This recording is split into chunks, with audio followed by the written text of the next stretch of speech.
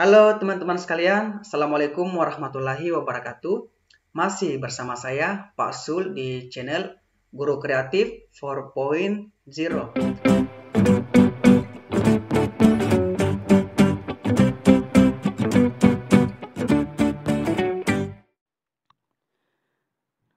Baik teman-teman sekalian, bismillahirrahmanirrahim. Jadi teman-teman, untuk video kali ini kami akan membahas modul 10. Jadi masih modul pedagogik, yakni tentang media pembelajaran. Oke, baik teman-teman. Yang pertama, apa itu media pembelajaran? Jadi media adalah kata jamak dari medium yang artinya perantara. Jadi media pembelajaran adalah segala sesuatu yang dapat digunakan untuk menyalurkan pesan dari pengirim ke penerima, sehingga dapat merangsang pikiran, perasaan, perhatian, dan minat peserta didik agar terjadi proses belajar.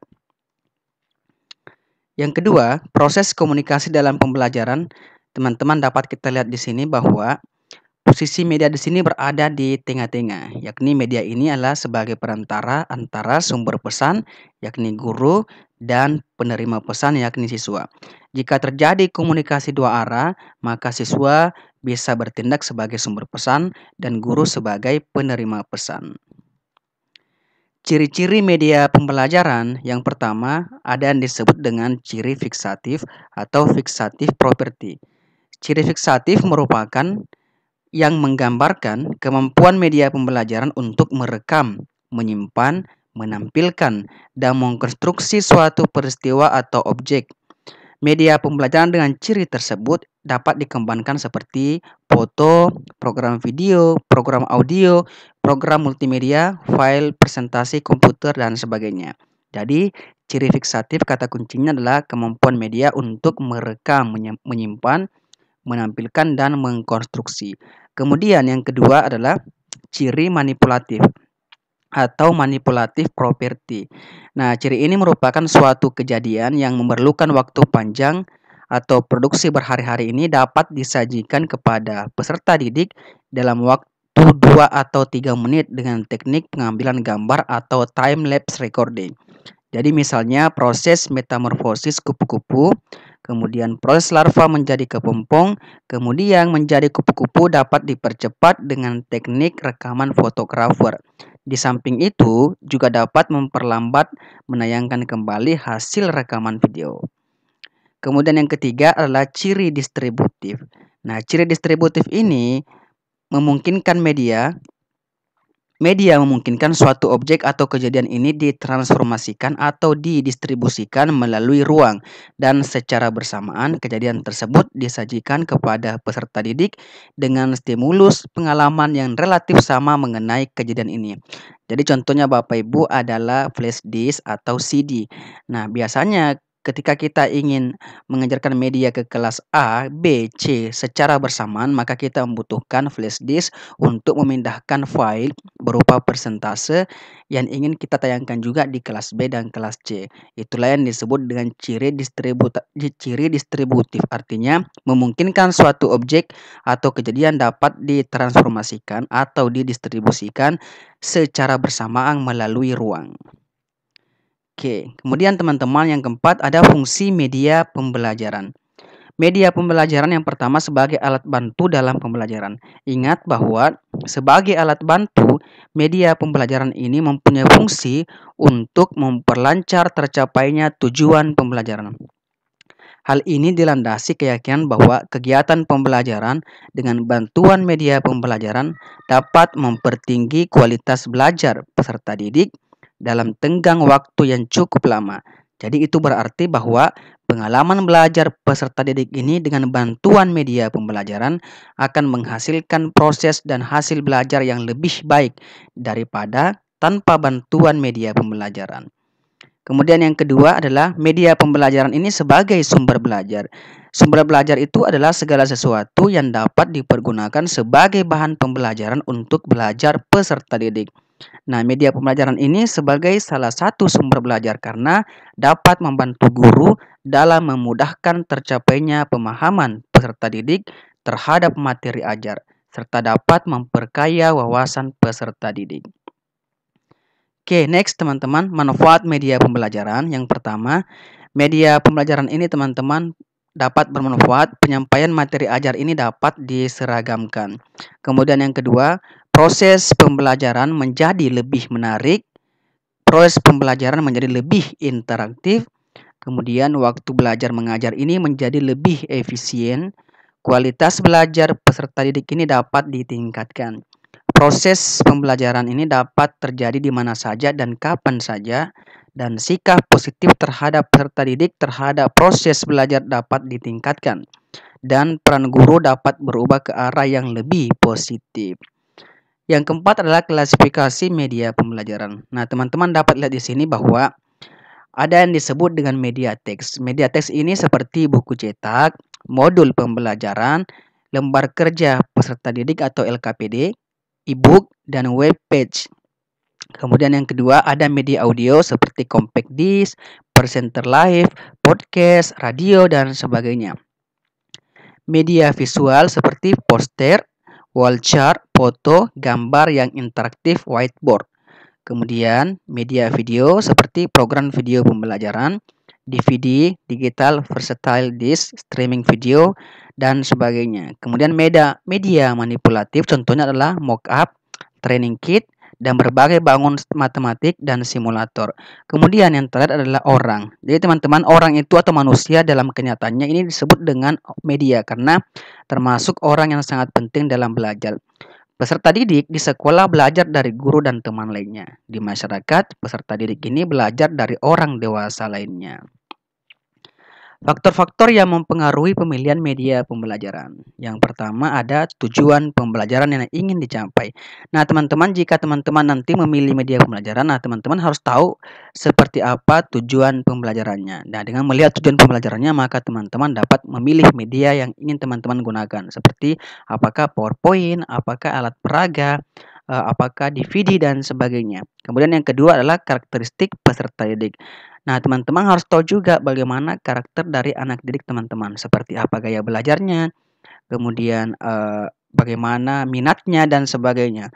Nah, teman-teman harus tahu juga bagaimana karakteristik media yang akan dimanfaatkan. Nah, teman-teman harus menguasai karakter media tersebut. Seperti jika teman-teman ingin menggunakan media PowerPoint, nah, teman-teman harus tahu menggunakan PowerPoint dan menyambungkan laptop ke LCD. Kemudian jenis rangsangan belajar yang diinginkan. Nah, teman-teman harus tahu apakah teman-teman ingin memperlihatkan audio atau pendengaran maupun visual atau penglihatan kepada anak didik. Jadi misalnya mata pelajaran bahasa Inggris, tentu yang ingin kita pakai adalah audio. Kemudian ketersediaan sumber setempat. Nah, ini juga perlu teman-teman. Nah, jangan sampai teman-teman ingin menggunakan media PowerPoint tetapi teman-teman di sekolah tidak tersedia sumber daya seperti LCD dan sebagainya. Kemudian yang keenam adalah efektivitas biaya dalam jangka waktu yang panjang. Oke, strategi mengintegrasikan media pembelajaran dan sumber belajar ke dalam pembelajaran. Yang pertama teman-teman adalah strategi presentasi. Strategi mengintegrasikan artinya teman-teman cara yang teman-teman lakukan ketika teman-teman menggunakan media dalam pembelajaran. Yang pertama adalah strategi presentase. Nah, ingat bahwa di dalam presentase sumber menjelaskan itu guru menjelaskan, menceritakan atau menyampaikan informasi yakni materi ajar kepada peserta didik. Nah, komunikasi di dalam presentasi ini dikontrol oleh sumber dengan respon dari anak didik secara terbatas. Strategi demonstrasi ini di dalam strategi demonstrasi, peserta didik dapat mengamati secara intensif keterampilan atau prosedur yang ditampilkan oleh sumber secara faktual dan konkret. Jadi teman-teman, jika teman-teman menggunakan PowerPoint sebagai media teman-teman ketika mengajar, maka itu disebut dengan strategi presentase. Bagaimana cara teman-teman menyajikan materi yang teman-teman tampilkan di PowerPoint atau di slide PowerPoint, itulah yang disebut dengan strategi presentasi. Yang kedua adalah strategi demonstrasi. Nah, strategi ini dapat dilakukan oleh guru atau sumber program video yang diputar ulang dengan menggunakan media atau video player. Jika menginginkan terjadi interaksi dua arah atau praktik dengan umpan balik, maka diperlukan kehadiran guru instruktur atau tutor. Jadi strategi demonstrasi teman-teman artinya video yang teman-teman tayangkan melalui DVD player atau pemutar video. Nah, jika memungkinkan teman-teman nanti mendemokan video itu, maka teman-teman harus terjadi interaksi dua arah antara teman-teman guru dengan teman-teman peserta didik.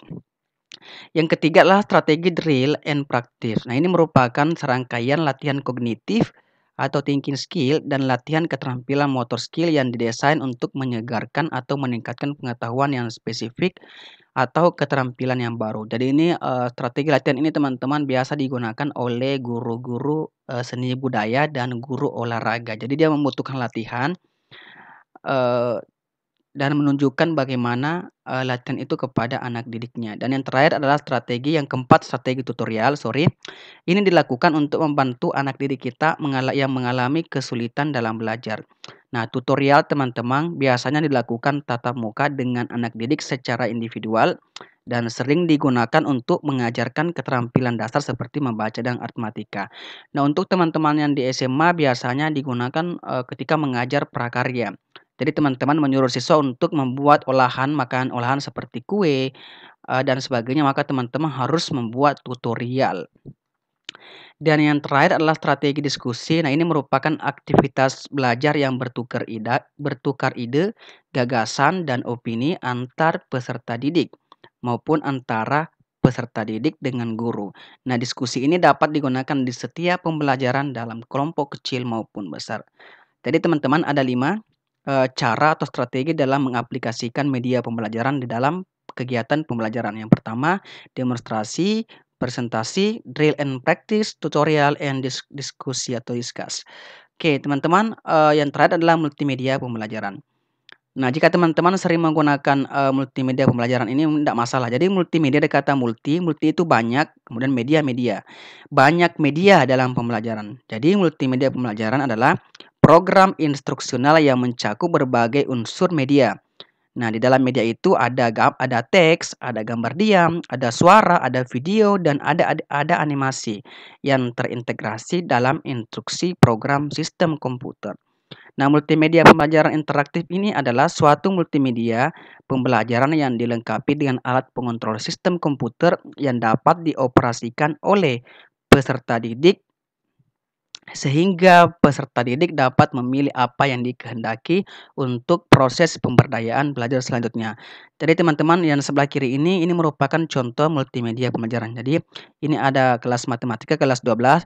Ketika kita klik integral teman-teman ini, maka nanti ada gambar, teks, kemudian ada video yang muncul dan ada beberapa animasi, ada video guru yang menjelaskan. Dan inilah yang disebut dengan multimedia. Di dalam media itu ada berbagai unsur media, ada teks, gambar diam, suara, video, dan animasi, dan sebagainya. Oke, nah teman-teman contoh soalnya seperti ini.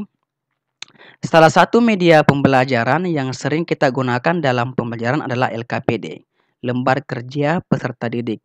Dalam LKPD ini, dalam klasifikasi media, LKPD ini termasuk jenis media A. Audio, B. Visual, C. Manipulatif, D. Video, dan E. Teks. Nah, teman-teman, jika teman-teman tidak skip videonya, maka kata kuncinya adalah LKPD, lembar kerja, maka jawaban yang benar adalah bagian E, teks. Karena LKPD ini termasuk media teks. Ini bukan audio, bukan visual, bukan manipulatif, dan bukan video. Soal selanjutnya adalah seperti ini, Bapak Ibu. Kesiapan guru dalam merencanakan dan melaksanakan strategi pembelajaran akan mempunyai dampak yang signifikan terhadap pencapaian hasil belajar peserta didiknya. Strategi pembelajaran meliputi pemilihan model atau metode pembelajaran, serta pemanfaatan media pembelajaran dan sumber belajar. Oleh karena itu, guru perlu selektif dalam menentukan strategi mengintegrasikan media pembelajaran dan sumber belajar ke dalam pembelajaran. Di bawah ini, yang bukan merupakan strategi mengintegrasikan media pembelajaran dan sumber belajar ke dalam pembelajaran adalah A. Strategi demonstrasi, B. Strategi diskusi, C. Strategi latihan, D. Strategi tutorial, dan E. Strategi fasilitator. Nah, jika teman-teman tidak skip videonya, maka jelas jawaban yang benar adalah bagian E. Strategi fasilitator. Jadi, A, B, C, dan D ini termasuk strategi mengintegrasikan media ke dalam pembelajaran. Oke, baik teman-teman, next. Nah, teman-teman, berhubung teman-teman banyak yang bertanya di grup Telegram, apakah masih buka kelas premium? Nah, teman-teman, kami berencana akan tetap membuka kelas premium. Jadi, untuk kali ini adalah batch 4.